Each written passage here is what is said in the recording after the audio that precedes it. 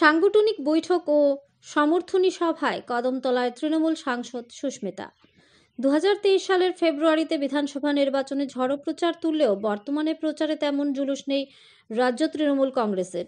অনেকে আবার দল ছেড়ে শাসক দল বিজেপিতে যোগ দিয়েছেন। তবে যারা এখনও তৃণমূল কংগ্রেস দলকে বুকে আঁকড়ে ধরে রেখেছেন তাদের কথা ভুলে যায়নি দলের শীর্ষ নেতৃত্ব। শনিবার দুপুরে উত্তর ত্রিপুরা জেলার কদমতলা স্থিত দলীয় কার্যালয়ে কর্মী সমর্থকদের সাথে সাংগঠনিক বৈঠক সারেন তৃণমূল সাংসদ সুস্মিতা দেব।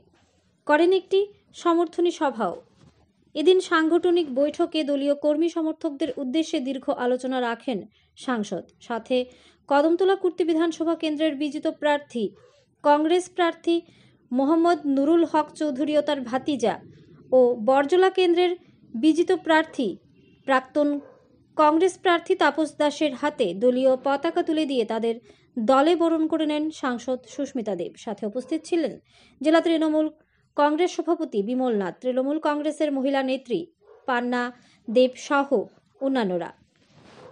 এদিকে এদিন বক্তব্য রাখতে গিয়ে তৃণমূল সাংসদ সুস্মিতা দেব বলেন, বিজেপির বিরুদ্ধে লড়াই করার মতো একটিমাত্র রাজনৈতিক দল রয়েছে, সেটি হলো তৃণমূল কংগ্রেস। কংগ্রেস দল দেশের মধ্যে প্রাচীনতম রাজনৈতিক দল হলেও বর্তমানে দেশের বিভিন্ন রাজ্যে যেখানে বিজেপির বিরুদ্ধে কংগ্রেস ভোটে দাঁড়িয়েছে সেখানে কংগ্রেস হেরে যাওয়ায় অনেকটা দৃষ্টান্ত রয়েছে। তিনি বলেন, ত্রিপুরা রাজ্যে বিজেপির একমাত্র বিকল্প হলো তৃণমূল কংগ্রেস দল। রাজ্য তৃণমূল কংগ্রেসের সভাপতির পদে থাকা অনেকজন বিশ্বাসঘাতকতা করে দল ছেড়ে চলে গেছেন, কিন্তু দল কারোর সাথে বিশ্বাসঘাতকতা করেনি। তাছাড়া বিজেপি দল একটি প্রচারের দল। ওরা যেভাবে প্রোগ্রাম ও পাবলিসিটি করে ঠিক ওইভাবে তারা উন্নয়ন করেনি। তিনি বলেন, গোটা রাজ্যে তৃণমূল কংগ্রেসের সংগঠনকে শক্তিশালী করতে তার এই সফর। আর গোটা রাজ্যে ঘুরে তিনি একটি রিপোর্ট তৃণমূল কংগ্রেসের সর্বভারতীয় সাধারণ সম্পাদক অভিষেক বন্দ্যোপাধ্যায়ের নিকট পাঠাবেন। এদিকে নব্য তৃণমূল কংগ্রেস দলে যোগদান করা কংগ্রেস দলের প্রাক্তন বিজিত প্রার্থী মোহাম্মদ নুরুল হক বলেন, তার বিশ্বাস কংগ্রেস নেতা সন্তোষ মোহন দেব জোট আমলে ত্রিপুরা রাজ্যে কংগ্রেসকে ক্ষমতায় এনেছিলেন। ঠিক তার মেয়ে সুস্মিতা দেবও তৃণমূল কংগ্রেসকে ক্ষমতায় নিয়ে আসবেন, সেই আশা নিয়েই তিনি তৃণমূল কংগ্রেস দলে যোগদান করেছেন। তাছাড়া তিনি আরও বলেন, তৃণমূল কংগ্রেস যেন কংগ্রেস দলের মতো দলবাজি একটি টিকিট পেলে অন্য নির্দল প্রার্থীর রাজনীতি না করে। অপরদিকে এদিনের সাংগঠনিক বৈঠক ও যোগদান সভায় দলীয় কর্মী সমর্থকদের উপস্থিতি ছিল লক্ষণীয়। ধর্মনগর থেকে নিজস্ব প্রতিনিধির রিপোর্ট, আরই ধর্মনগর। আমাদের দলে যোগদান 3 জন করেছেন, যারা আগে ভারতীয় জাতীয় কংগ্রেসের পক্ষ থেকে প্রতিদ্বন্দ্বিতা করেছিলেন বিধানসভার নির্বাচনে। আমাদের মোহাম্মদ নুরুল হক সাহেব, রাজেন্দ্র দাস বাবু এবং নুরুল হক সাহেব, তিনি যুবরাজনগরের নাকি এখানে কদমতলা। তো আজকে এখানে আসার মূল উদ্দেশ্য হলো তাদেরকে জয়েনিং করা। এছাড়া বেশ কয়েকদিন থেকে আমাদের ত্রিপুরা প্রদেশ তৃণমূল কংগ্রেসের যারা নেতারা এবং অফিস বেরাররা, কর্মীরা একটা দাবি রেখেছিলেন একবার ওদের সঙ্গে দেখা করা। তো আসামে আমরা ইতিমধ্যে নতুন সভাপতি দিয়েছি, সেই কাজকর্ম নিয়ে ব্যস্ততার জন্য আমি এতদিন আসতে পারিনি।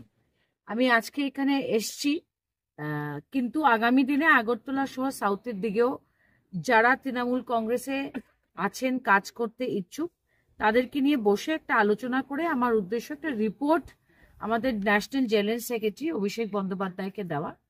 এবং আমি একটা দায়িত্ব নিয়ে বলতে চাই ত্রিপুরা প্রদেশের জনসাধারণকে যে ভারতীয় জনতা পার্টি যতদিন ত্রিপুরার রাজ্যতে থাকবে,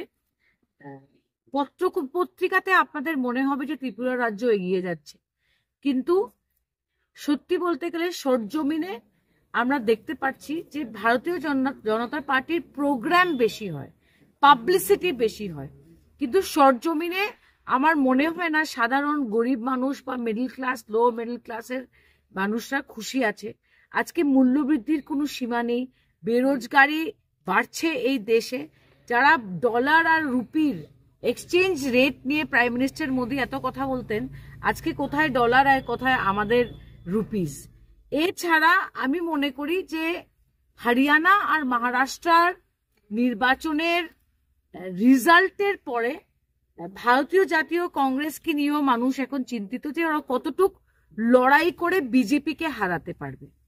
কিন্তু মমতা বন্দ্যোপাধ্যায়ের নেতৃত্বে আমরা পশ্চিমবঙ্গতে কি দেখতে পেরেছি যে বিজেপির সঙ্গে টক্কর দিয়ে বিজেপিকে পরাস্ত করার ক্ষমতা মমতা বন্দ্যোপাধ্যায়ের নেতৃত্বে সেই শক্তি রয়েছে। কিন্তু যেখানে কংগ্রেস আর বিজেপির প্রতিদ্বন্দ্বিতা হয় বিজেপি জিতে, যেখানে স্টালিনের সঙ্গে প্রতিদ্বন্দ্বিতা হয় কে স্টালিন জিতে আসেন, যেখানে অখিলেশ যাদবের সঙ্গে বিজেপির প্রতিদ্বন্দ্বিতা হয় অখিলেশ যাদব জিতে আসেন। কিন্তু দেখা যায় যেখানে কংগ্রেসের একটা ডাইরেক্ট ফাইট বিজেপির সঙ্গে হয় সেখানে কংগ্রেস জিততে পারছে না। এই মহারাষ্ট্র আর হরিয়ানা নির্বাচনের আগেও যদি আপনারা লোকসভাতে মধ্যপ্রদেশের নির্বাচন দেখেন বা গুজরাটে দেখেন বা ছত্তিশগড়ে দেখেন, সবখানেই আমরা দেখতে পাচ্ছি যে বিজেপি হারছে। কিন্তু কংগ্রেস একটা 135 বছর থেকে বেশি পুরানো দল, মানুষের একটা অভ্যাস কংগ্রেসের কে ভোট দেওয়া। কিন্তু বিকল্প যদি তৈরি করতে হয়, বিকল্প যদি এই দেশে তৈরি করতে হয়, আমি মনে করি ত্রিপুরাতে হোক, আসামে হোক, মেঘালয় হোক, গোয়াতে হোক, কেরালাতে হোক, আমি মনে করি যে তৃণমূল কংগ্রেস একটা বিকল্প দল হয়ে উঠে আসতে পারে। আমাদের আদর্শ, আমাদের প্রিন্সিপাল, আমাদের আইডিওলজিতে যেটা আছে, আমাদের দলীয় সংবিধানে যেটা আছে, সেটার মধ্যে সব জাতি, ধর্ম, ভাষা সবাইকে নিয়ে এগিয়ে যাওয়ার এই সিদ্ধান্ত মেনেই আমরা আমাদের তৃণমূল কংগ্রেসের সংবিধান তৈরি করেছি এবং এটা পালন করেই মমতা বন্দ্যোপাধ্যায় বাংলায় রাজনীতি করছেন। এবং আমি বাংলার পরিস্থিতি যে দেখে আসলাম,